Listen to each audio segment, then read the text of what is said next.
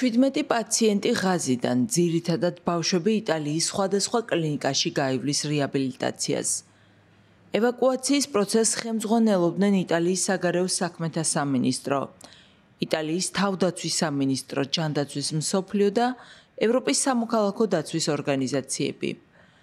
პალესტინელ ბავშვებს თან ახლდნენ ნათესავებიც. დაშავებულები, რომლებიც სამედიცინო დახმარებას საჭიროებენ, იტალიის საჰაერო ძალების C-130 ტიპის თვითმფრინავებით გადაიყვანეს.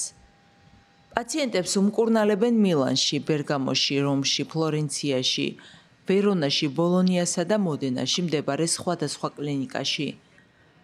ღაზის ჯანდაცვის სამინისტროს ცნობით ისრაელსა და ჰამას შორის 20 თვიანი ომის განმავლობაში დაღუპულთა რაოდენობამ 55,000 გადააჭარბა.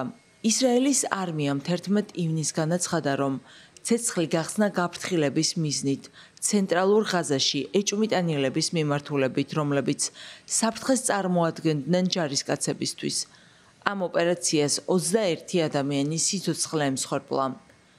ისრაელი აცხადებს, რომ მისი სამიზნე მხოლოდ ჰამასი იყო და მშვიდობიან მოქალაქეთა დაღუპვაში მხოლოდ მას ადანაშაულებს.